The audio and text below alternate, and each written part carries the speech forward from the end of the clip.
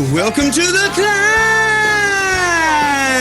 This is a show dedicated to helping singers, songwriters, and indie artists like you create leverage in the music business. This podcast exists because we want you to win. And what is leverage, you ask? Leverage is a strategic advantage. It's the power to act effectively, whether you're a singer, a songwriter, whether you're an indie artist. That's why we called it the C.L.I.M.B, C-L-I-M-B, creating leverage in the music business. That piece of work right there, which is genius, was set up by my good friend and co-host, Mr. Brent Baxter. Brent is an award-winning hit songwriter with cuts by Alan Jackson, Randy Travis, Lady Antebellum, Joe Nichols, and more. And what I love about Brent is he helps songwriters like you turn pro by revealing how you write like a pro, do business like a pro, and then once you get past that, he'll set you up and connect you with the pros. You can't do any better. So you can find Brent very easily at songwritingpro.com. Once again, that's songwritingpro.com. And I would like to introduce you to my co-host, Johnny Dwinell. Johnny owns Daredevil Production. They help you find your sound and they help you grow your audience so you can become the artist that everybody loves, so you can get paid. Daredevil has worked with multi-platinum artists like Colin Ray, Tracy Lawrence, Ty Herndon, and Andy Griggs, just to name a few. You can find Johnny at daredevilproduction.com. That's production, singular, no S, and there is no S because there is no other Johnny D. What's up, brother? How you doing, brother? I'm excited. Talking about connecting with the pros. That is what we're all about. Yeah, today. We got one now. We got one now. This is a killer show. We have the honor and the pleasure and the excitement of having a current voice contestant on our podcast. Like right when he's in the middle of it, in the middle of everything. Mm-hmm. We've got Wilkes on the line with us. Wilkes, say hello. Hello. Well, hey, before we get into that real quick, guys, we're gonna get in depth here with Wilkes and just talk about his journey and what got him to the voice and the work that he's put into it. But before we do that, we want to talk about remind you to share this content, this information if you think it's valuable, if you think it's helping you, it'll certainly help somebody else. Join the C.L.I.M.B community if you haven't done so already. Just go to Facebook, search for the C.L.I.M.B community. Ask to be let in. We let everybody in. But if you are bad boys and girls, we will roadhouse you. So behave and add value to the community. We're very serious about that. Please leave a rating and review. It helps us look legit for everybody that's just kind of sticking their toe in the water with the podcast. And we'll read it on the air. We'll make you famous. And lastly, subscribe. Subscribe to the podcast. It goes automatically into your podcast player. You don't have to think about nothing. Just wake up on Tuesday and get your brain filled with knowledge. So, hey, Johnny, and we got to be sure and talk about the C.L.I.M.B conference, which is coming up soon. I'm stoked about this. Tell them about it. All right. So we got Cinco de Mayo weekend of May 5th. We're going to be in Salt Lake City, Utah, having the first ever C.L.I.M.B conference. We're going to try and help you create leverage in your music business. We're going to be joined by Chris Oglesby, who's BMG Music in Nashville, so Publisher Supreme. And also we're going to be joined by Shelby Kennedy, who manages the TuneCore office in Nashville. And so he knows a lot about digital distribution and basically what's going on in the new music business. And then, of course, Johnny, you and I are going to be there. We're going to do some coaching while we're out there. We're going to maybe even do a C.L.I.M.B live episode out there and just trying to drop some knowledge and just carpet bomb them with value bombs. I'm just thinking about how many questions that we can answer for anybody that wants to be in attendance to this conference during that short period. Like every question you have, I think we got the whole team to answer it, you know? I know. I'm stoked about it. I'm looking forward to getting to hang out with them. I don't know Shelby yet. I know Chris pretty well. Of course, know you way more than I probably should. And then you want to, that's for you sure. know. There's more than you should, more than you want to. Exactly. Still looking for that. I got to tell you something. Episode. I got to tell you something really quick about the C.L.I.M.B conference. So I get a call from Gordon Brown, who is one half of one of my artist duos, Williams Honor, that they hit number 27 in the charts. They were one of the 5 artists we had in the charts at the same time last year. And Gordon's been in and out of, I think, 3 or 4 different record deals. Was rocker guy back in the 90s, stuff like that. He knows Oglesby. He's like, he called to congratulate, like, dude, you're doing a conference? Like, I didn't even know about this. Is so crazy. Oglesby was my guy. That was my guy. Like, I love Oglesby. Like, he was just going crazy about him. So that was really cool, man, just to have your artist call you up. That's cool. And Chris, man, he was the guy that like helped get Luke Laird his first publishing deal. He helped. I mean, there's so many people that I think Barry Dean was one of the guys that Chris kind of helped bring up and sign. And I mean, he's got an eye for talent. And some of his writers that he's put his thumbprint on have just blown up and just got tons of number ones. So it'll be really cool to have him out there. And he's a good dude too. Yeah, I'm excited to hang with him and I get a little common ground with him now. I can deepen that relationship a little bit, which I'm stoked about. So, yep. So people can go to theclimbconference.com, theclimbconference.com. You can get your registration, get you all set up, get all the details, and then we'll actually see you at the top because I imagine the elevation there is pretty high. So actually might really see you at the top. That's awesome. Why don't you start this off, Brent? Like you've got the closest relationship here with Mr. Wilkes. That's right. Yeah, I met Jason a couple of years ago. A mutual friend of ours, Chad Green, who's in the publishing business. If you've listened to The Climb, you've heard his name drop several times in glowing terms. But Chad and I were talking. He's like, "Hey," and I was looking for I'm a lyricist, so I was like, I need somebody that has got the rest of the stuff, which is a lot of the stuff. And he's like, I got a guy, Jason Wilkes. He's been driving up from Georgia. He's a great singer, songwriter, producer, artist, all this stuff. And so he ended up connecting us. And we have written for a few years now, written several songs, only been in the same room together like twice. But we've written a bunch of songs together over text, over emails, over time. So, and then when this happened, he has a publishing deal with Dan Hodges Music. Dan is also, you've probably heard us mention him on the podcast as well. I've done some stuff, some work with Dan. And but now, Jason Wilkes is on The Voice and killing it. And he's on Team Blake. So why don't you come on in, Wilkes, and we'll start peppering you with questions, and you can duck as they come at you. All right. Hit me as you please. Well, let's just start with the backstory. I mean, I think that it's we have a tendency. This is the survivorship bias, Brent, where we see somebody on TV. They've made it to a certain spot that's enviable. That we want to be there, and we think like it all just happened with one phone call or whatever. But the reality is, and I think this is different than other talent television show contestants, because there's a lot of them who kind of get that luck happening very early maybe in their life, in their journey, in their artistic journey, and they're not really prepared to handle it in the sense of they're not very sure of who they are as artists. And to your credit, Wilkes, you know exactly what you're doing. Can you just give us a little background on how long has this road been for you to lead to here? Yeah, it's so far professionally, it's been about 17 years, going on 18. I started obviously like most people who are artists or singers, started singing when I was little, the whole typical backstory thing, singing at church and all that. But I joined a band in 2001 called High Flight Society as the lead singer, and just some friends of mine from Cedartown, Georgia. We kind of started playing music together, and so we took it kind of seriously, but not incredibly seriously at first. But after a few months, realized there was a little bit of magic there, so we dove head first, and ended up going through over a 12-year period. Went through 3 record labels, 3 record deals. That is a whole another story of why those didn't work out, why those didn't pan out the right way.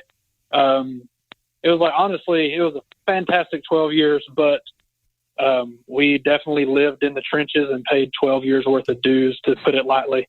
So had a blast, but it was pretty rough. And then I did a stint as the bass player of a band called Disciple for about 3 years that I hooked up with that band while High Flight was on tour with Disciple. So I was in that band for 3 years. I did a little bit of High Flight was the backing band for my buddy Sam Hunt that I grew up with for a couple years in between. So long story short, I've been all over the map for a good 17 years and had a few ups, lots of downs, lots of paying dues, lots of living in the ditch. But yeah, it's taught me, I would say quickly, but not so quickly, exactly who I am as an artist and what to embrace and what to not embrace and all that stuff. So it's been a minute that I've been doing this thing. For sure. I have a quick question. Can you just expand a little bit on that? I think you touched on something really important.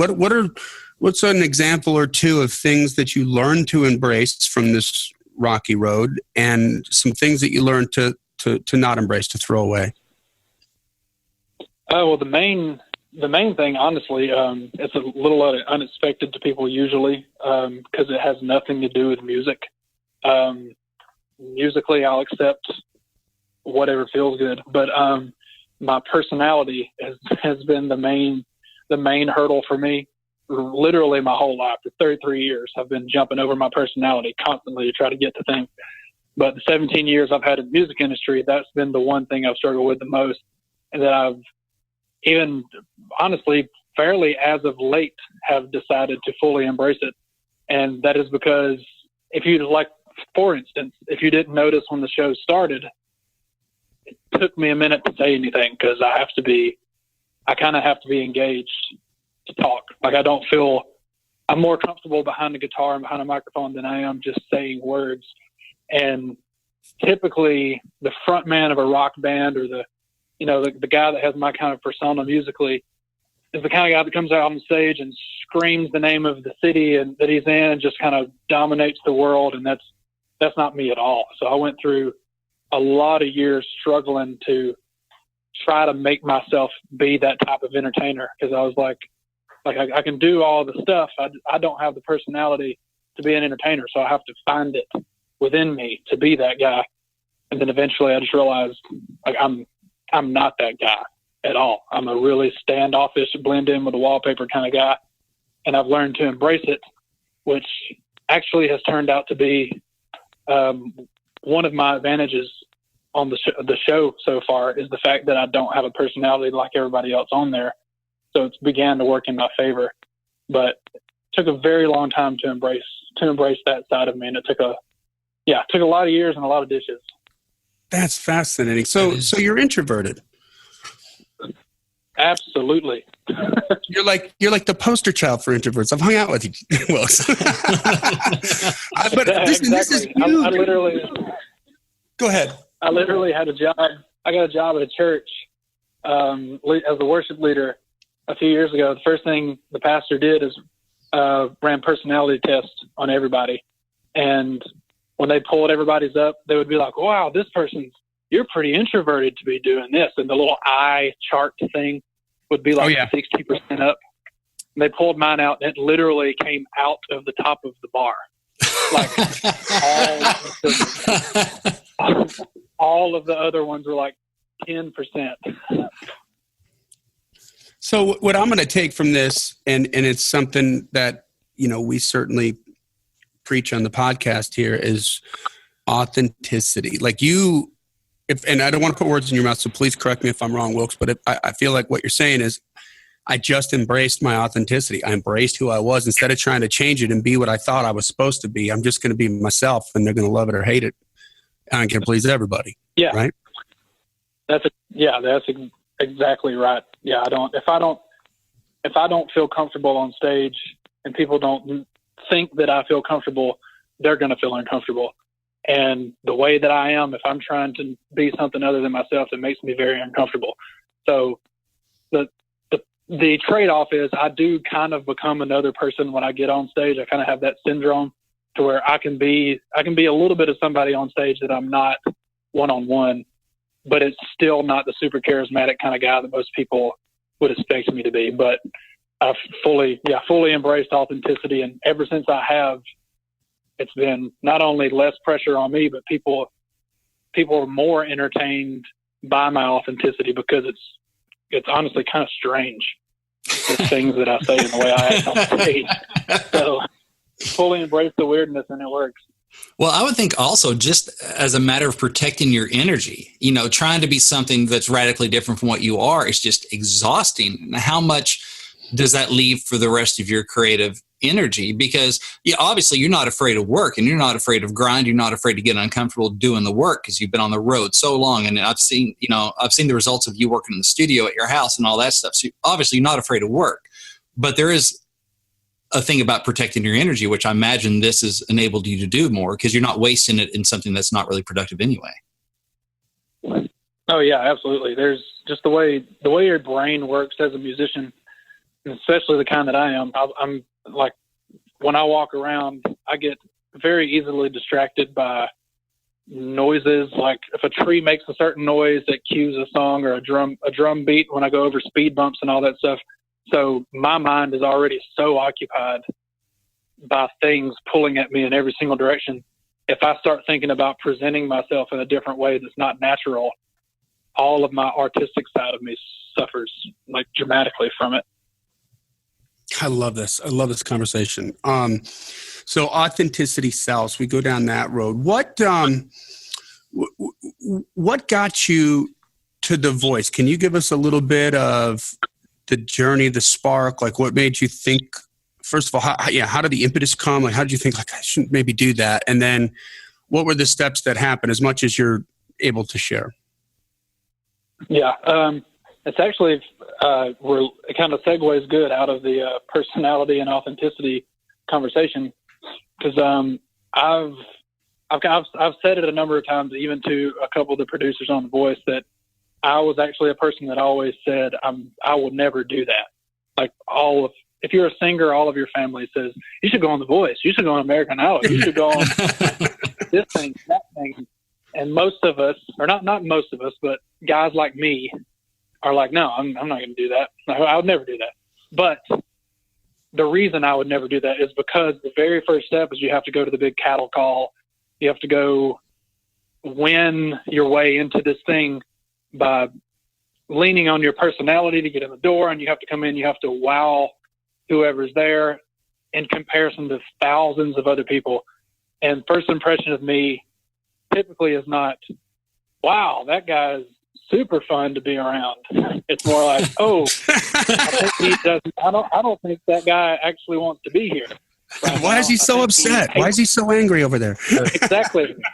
I would walk in the room before I could sing. They would be like, you don't want to be here. Why are you here? And I'd be like, no, I want to be here. I just can't wear it on my face. So that's the reason I said I would never do it.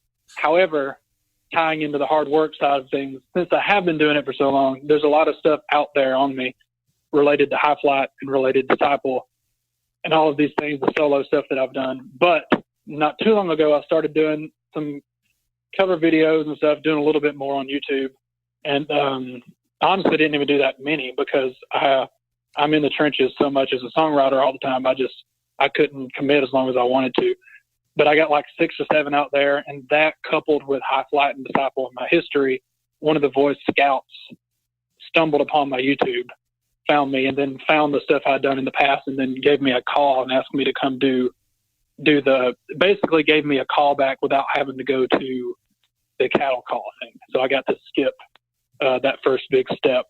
So, and honestly, even then when they called me, I was like, I don't know if I want to do this. Guys like me don't do well on TV shows. Of course, my wife proverbially slapped me across the face and told me I had to do it, so I did it. Good for her. Like, yeah. I'm gonna buy her a cocktail next time I see her. Like, yeah, there's more reasons than just The Voice that she deserves rewards when it comes to my career. She's responsible for 90% of it. I love that. You guys really are a great team. So, okay, in the school of law, when you're a lawyer and you have a witness on the stand, there's a statement that says it pays to heed. Don't ask a question unless you already know the answer. I think I know the answer to this, but maybe not. Like, what was the inspiration for firing up on the YouTube? I don't know. Just some little birdie out of the wind came, tweeted in my ear. Not really. I was listening to these podunk guys that have this little podcast that has a very particular acronym. I don't know if I'm at liberty to say, but they inspired me. No, I was listening to C.L.I.M.B, and y'all are going through the YouTube thing, and I was like, you know what? Screw it, whatever. I'll sing some cover songs, because I was totally the guy that was like, no, I write songs. I don't sing cover songs. I don't feel cover songs, and if I can't feel it, I'm not going to sing it. I was that guy. And after hearing a few explanations and things y'all had to dive into why, I was like, oh, well, the business side of me says that makes sense. So I'll do it. And it's funny because it got me on a show where I can only sing cover songs. So now you're welcome. I'm glad I got a few under my belt. Wow, man. I have to say, Wilkes, you just crushed those. Like, we'll start with the musicality of it and the way that you put your fingerprint on each of those cover songs. Because it's when you got done with it, it sounded like it should be on a Wilkes record. That's the most important thing. Back to authenticity again, right? But you did something else that just really blew me away, which was you had a very artistic sort of visual thing going on as well, with the super dark room and the one lamp like shot across your face with the profile. And man, dude, that was cool. Yeah. That was super cool. Thanks. Yeah, that all goes back to what Brent mentioned earlier as the initial hustle that I had to put into being a musician. I mean, when you're in a band with 4 other guys and you can barely afford to put gas in your crappy 12-passenger van to get from here to the other side of the United States, you still have to have content. You have to have promo pictures. You have to have video. So eventually I was like, you know what? We have to have this crap. I'm just going to learn how to do it. So taught myself how to do it in band. And yeah, 15 years later, I can do it better than I could then. But that all links back to the hustle. I've fully embraced every side of the music industry years ago. The best way to shoot yourself in the foot as a musician is to only be a musician. It's it just doesn't work. You gotta play the game. You gotta do the business. You gotta do the video. You gotta take the photos. You gotta put the lamp in the back corner because it's weird, and have the weird lighting on your hair, and all the stuff. I fully embraced all of that. I'm stealing that line. The best way to shoot yourself in the foot as a musician is to be only a musician. Yeah, that's true. That's brilliant. and just so anyone listening to this, it doesn't think thinks we're just singing your praises now because you're on the TV show. If you go back and just pepper throughout so many episodes, we've talked about this stuff. We've talked about you and what you've done on YouTube and some of that stuff, and we talked about in the C.L.I.M.B community as well. So hey, we're not just saying this now because you're the pretty girl at prom. You guys definitely are not jumping on the bandwagon. So there's let's just say the bandwagon is getting a lot longer these days. Yeah. But you guys are in the front seat. You're not in the wagon with all the late bloomers. Best seat in the house. All right. Yeah, we just love that you're putting that stuff into action. Like so many people, they would hear stuff and go, I need to do that, but it's not comfortable. It's not what I do. But that's the thing, man. You put grind in. And that's one thing I've noticed too, when Chad, made me aware of you and we started connecting over email and stuff. And as a lyricist, I need melody people, right? I'm not doing that. So yep. You're the first person and I've tried it several times before and it was always very disappointing. I'd send lyric to someone who, is a great writer and can write great melodies. It was like, hey, yeah, send me some stuff. And I would never, ever get work back. And it's not because the lyrics aren't professional, because, hey, I kind of know what I'm doing.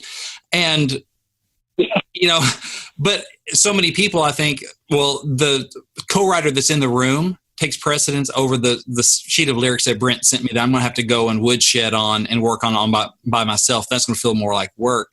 And so just through other, whatever reasons, stuff never came back. And so I was like, oh my gosh, Wilkes sent something back and I'll dig it. Yeah. I'm on this. Yeah. Yeah, go ahead. Well, I'm not one to overlook something worthy of being looked at. So I'll at least look at any option I ever get related to my music career. If there's an opportunity that comes up, I'm at least going to look at it. And if I decide this isn't worthy of looking at, I'll look away. But if it's worth looking into, I will. So if somebody sends me a good lyric, I mean, being in the room versus over email, a great lyric's a great lyric. So it'd be stupid. It'd be, again, me shooting myself in the foot if I just felt like I needed to play the game by the rules when I can, hit the same grand slam by playing by different rules. I mean, it's just a great song's a great song, and it's just, I'm just constantly chasing songs, and if one has to go through an email, then I'll run down an email to get it. Right. And I was assuming part of that is because you still live in Georgia, and so you weren't in Nashville every day doing the thing. And that's a whole nother conversation about, making hay when you're not living in a music center like Nashville or New York or LA. So I was figuring part of it was, well, he's just not coming up every day. So he's got his home studio and he's working. So thankfully I can be the co-writer in the room without being in the room. But you talk so much about being an introvert. Is that part of embracing that too, going, oh man, I don't have anyone staring me in the face while I'm trying to come up with a melody for this or put down drum pads or whatever. Is that something that's kind of made that more? Yeah, absolutely. That's, I love being in the room with people and writing, and the magic of writing a song in the room and physically pulling it off the ceiling with the help of other guys. Like that's a magical thing. However, being the personality that I am, again, if I can sit in the basement by myself in the dark and do things my way for as short of a period or as long of a period as I feel like it, then that makes me comfortable. So, I don't have anybody staring over me when I drag in some weird drum sound and say, oh, you remember this is country music. So probably use a different drum. I don't have to say, trust me, there's a long road ahead on this demo. There's a long way to go. We're just on the surface. You can't be in my head. Like, I don't have to have that conversation when I'm at home. I can just make it and send it, and they're like, oh, cool. They're not obsessing over the weird programmed whistle noise that I put in there. So it definitely relates to my introverted personality and also my left of center approach that a lot of people don't really understand right out of the gate. So it definitely makes it easier on me for sure. Cool. Yeah, because I'm seeing this thread of embracing who you are and what you do, and even if it's not what is perceived as what the mass of people in the music business are doing and how they approach things, going, know what, this is my lane, this is how I'm going to do things, this is how I'm going to maximize my productivity and that cool stuff that makes me, and it's going to work that way, and it's okay to work differently. And I think that's exactly. I think people, like, you know yourself better than anybody, so play to your own strengths. So that's all I'm doing. There you go. With the videos, Wilkes, was there a discernible difference in, number one, how you felt, like how foreign it felt to you? Because you said just right off the bat, you kind of had to just make a mental push to say, all right, I'm just going to do this because it makes sense to me. I'm going to try it. It feels a little foreign. It feels a little uncomfortable. I'm going to do it anyway because the business side of it made sense. So when you did that first cover video, compared to, you said you did about 6, compared to the 6th one, was there a discernible difference in, number one, how you felt about it, and number 2, how long it took you to do it? Yeah, definitely. There was a discernible difference for sure, because right out of the gate, I'm not the kind of, like, I'm the kind of guy that when I go into meetings, like even if I go into a meeting with Dan, my publisher, with Sony Records, the one thing he'll say every time when I get out is, you really need to try to make eye contact when you're talking to them. And I'm always like, I can't do it. Like, when it comes to, and you would think a camera would be different, but for some reason when the camera's there and I'm thinking, okay, I know I need to look at these people because it's just going to engage better. I have to look at the lens of the camera while I'm singing and awkwardly deliver an emotion into the camera, at least sometimes. So that was the biggest hurdle, was trying to be like, pretend that lens is your wife's eyeball and you feel comfortable doing this. But that was the big uncomfortable side of it, was that. And eventually that just went away, and I just, by the 6th one, it was kind of I just looked that way, by default. However, even you might even go back and watch those and be like, you barely looked at the camera. Like you kind of blew that. However, for me, I looked at the camera a lot. My feeling comfortable ratio, I pushing through the roof, even though it looks like I'm staring at the floor most of the time. As far as time goes, the sixth one went a lot faster, just because I knew exactly the angle I was going to set it up. I saved the settings that I did, the manual setup on the camera, the shutter speed, the aperture. I saved all that stuff. I marked on the floor where I put the tripod, so that I could go in there, put the camera to those settings, stick the tripod in that spot, put my chair back where it was marked, and just sit down and play the song. So working through the song is a different story, because I'm 1,000% a perfectionist and wouldn't let anything slide. So I would have to go through the song more than most people, because I'm strange about it. But the actual setup and shooting, I got a lot faster. I was very particular about that. Yeah, you got into a groove. You just figured out what works, what didn't work. It was kind of trial and error. And then you're like, okay, this is the way I like it. And once you go through that little journey, then it's just, it's repeatable. It's very easily repeatable. And then the rest is just, to your point, just figuring out artistically, what do I want to do with this, and crafting it to your satisfaction. Yeah, exactly. It's like when you have your icons on your iPhone in a certain spot, and you open up your phone and you just automatically hit Twitter by accident sometimes. That's what it's memory. like. Yeah. Well, you walk into the studio and you just start setting stuff up for a video, and then all of a sudden you're done. Yeah. Yeah. And I think also having the settings the same, just, looking at the thumbnail on YouTube, your videos are going to be kind of uniform. And so it's a lot easier for someone, once they start digging what you do, to find you, because it's not looking radically different every time. They go, oh, red hair, lamp in the thing. There we go. Yeah, there's a hook. There's a visual hook there. Yeah. Right. Very smart. Yeah, so I was very, very purposeful about making sure that represented my personality too, so that when people saw that, you kind of see it and you think, oh, that's a little somber and kind of in the corner. Like, there you go. That's me. That's me in the I didn't corner. think about it like that, but that's that makes all the sense in the world, Wilkes. I think all you need to do is just get some strangers to sit in your studio everywhere but where the camera is. That way you look at the camera, because it's either that or real eyeballs. I think that can really that's genius. increase your... That's perfect. No, we can deal with it by pain. Like, what's more painful, looking in a stranger's eyes or looking at the camera? So, hey, so you get on The Voice, and then talk us through, like, how you felt, like, talk us through the moment to where you got to be on Team Blake. Like your first performances, how were you feeling? Like, was it foreign? Was it weird? I know, I don't know you that as well as Brent does, but I know you well enough to know, like, the whole Hollywood thing creeps you out too. And you're just like, you got to deal with this. And, like, can you walk us through some of that, some of the emotions in that?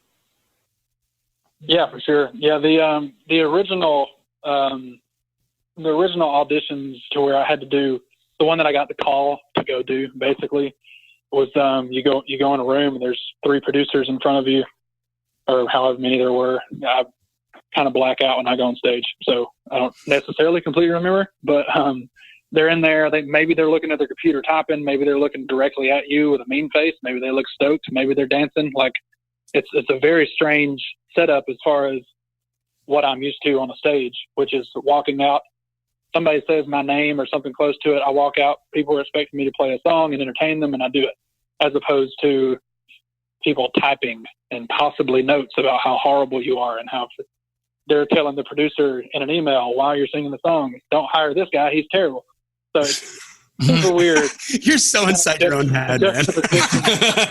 I know. love So luckily, the way that my brain works, as soon as I strum the first chord, my mind goes blank and I turn into somebody else.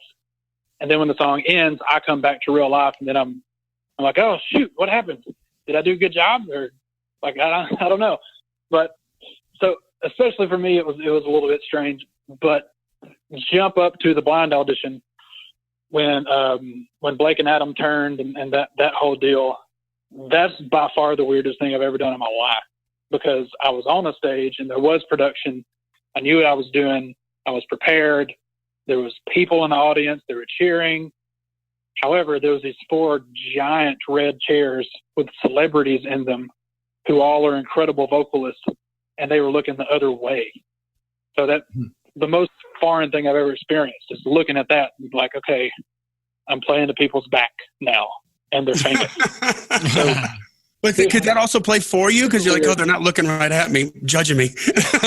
Right. Yeah, that's true. Yeah. But it was weird. But once they, honestly, I could say once they turned around, I felt better. But it's like I said earlier, as soon as I step on stage to anything, I black out and I become the entertainer side of me. So I don't really honestly remember it until the song is over. But felt good when I came to afterwards and saw them looking at me and smiling. So that was good. Yeah. Right on. Well, I think, I mean, to your, like we've had a podcast episode. I've written a blog that's geared towards artists and songwriters. And it's like, what if the label or what if the publishing company says yes? Because a lot of people think like that's what they need, and they need it right now. And if they did that, everything would be great.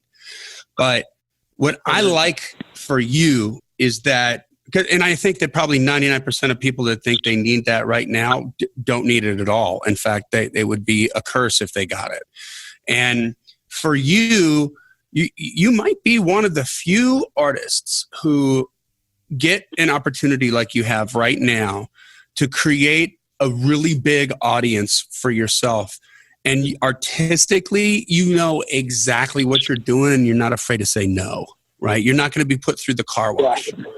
And so I'm so proud of you for that, man. I mean, I love your story. And I think that, Brent and I are over here, you know, we were cheering you just when you were doing the videos, right? And you had the results from that, just even in subscriberships. I remember you had commented in the C.L.I.M.B community that you saw a market increase in the subscribers, and we were just thrilled for that. This is such a bonus, and it couldn't happen to a nicer guy, and it couldn't happen to an artist who's more prepared to really take the bull by the horns and know what they're doing. So good for you.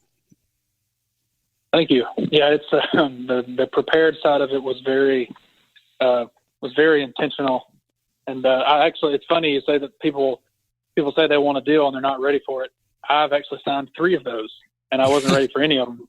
And now, finally, there's an opportunity happening, and I feel like I'm ready for it this time. The first few times when I didn't know who I was, my bands didn't know who we were. That's why we spent 12 years in the trenches instead of 5, is because we were just doing what we thought was going to work. It was a blast, but figuring out who you are while navigating A&R guys and publishers and publicists and trying to tell the world who you are when you don't know what it is impossible. And it'll make you take steps backwards faster than you'll take steps forward, because you'll have something you have to go back and clear. And but this time I know exactly who I am. And if I go into this and at the end of the day they say this isn't right, I can say, cool, totally fine, because I am who I am. And if it doesn't fit, it doesn't fit. So it's fine. Yeah. You find out in advance instead of, getting shelved on a label and not being able to do anything about it, which exactly happens often. Mm-hmm. Yeah. Unfortunately. That happened to you? Was that one of the 3 deals? Without mentioning any names. It didn't happen exactly that way, but there was a situation where we wrote almost 70 songs for a 10-song record and never made the record. So there's that. Yeah. Wow. But the other 2 deals, they just ran out of money because the music industry went south and closed their doors. So I've experienced all the things. Yeah, throw me a hurdle and I'll tell you how I've jumped it in the past 17 years. Well, that's killer. Brent, what do you got to add here before we wrap this up? One thing for sure, want people to know where they can find you on social, website, all that good stuff, so they can go and they can support Wilkes music. And if you would just give us that, so everyone can go and find you. That's the only other big thing I had. Of course, you and I can talk and we do ad nauseum about music business and all that stuff, but we have to revisit that some other time. Yeah. Where can folks find you? Well, I'm Wilkes Music across the board. So WILKES.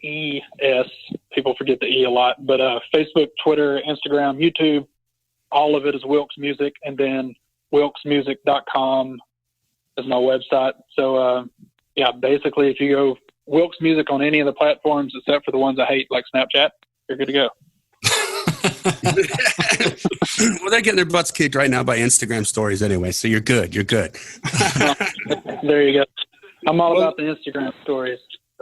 Right on, man. Well, hey, Wilkes, thanks so much for, I know like you've got just endless days of press that you're doing. We are grateful and honored to be a part of that and to call you a friend and to call you a climber. We're proud to call you a climber. I mean, this is a feather in our cap for sure. We just couldn't be more excited for you, and we wish you the very, very best on this show, man. I hope that you get exactly what you're looking for, and I know that you know exactly what you're looking for.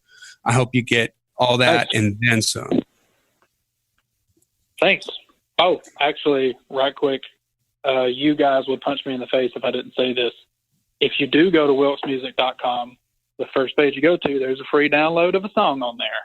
My man! No! Looky there. I wonder what happens when you download it. I wonder what this changes. I guess you have to find out. I know. I was wondering, can I say that? Hercules! I know. I was like, can he talk about that? Maybe I should set him up. I don't know if he can, I don't know what he can talk about, what he can't, what he can promo, what he can't. So awesome. So Wilkes Music, there's an appreciation for people supporting you. You're giving away a free song. Absolutely. And by the way, go get a free song. Search hard enough, you can find a free acoustic EP too. But I buried it a little bit. You have to look for it. Mm-hmm. Little Easter egg. And that free song, by the way, is killer. I did not write on it, but I'm jealous. I wish I did, but it's really, really good song. And I do have one on the free EP, so it's worth looking for. So that's true. Just go click the free music tab on the website. You'll find the Brent one. Oh my God, I love that he said it. The download, the squeeze page is perfect. He is a climber. I love you. Yeah. So listen, speaking of that, by the way, if you go to giftfromjohnny.com, I've recently taken the Twitter book off of there, and I replaced it with 21 biggest indie artist marketing mistakes. It's a killer PDF document that you can download absolutely free. If you haven't seen that yet, just go to giftfromjohnny, JOHNNY.com, download it, tell us where to send it. I think you can find that stuff pretty valuable. Awesome. Thanks. All right. I love that. Thanks for hanging out with us.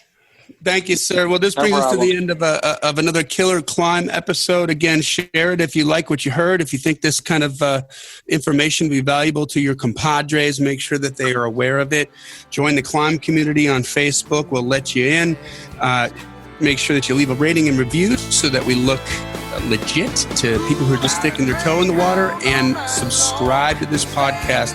It exists because we want you to win, so keep on climbing. And Wilkes, we'll see you at the top.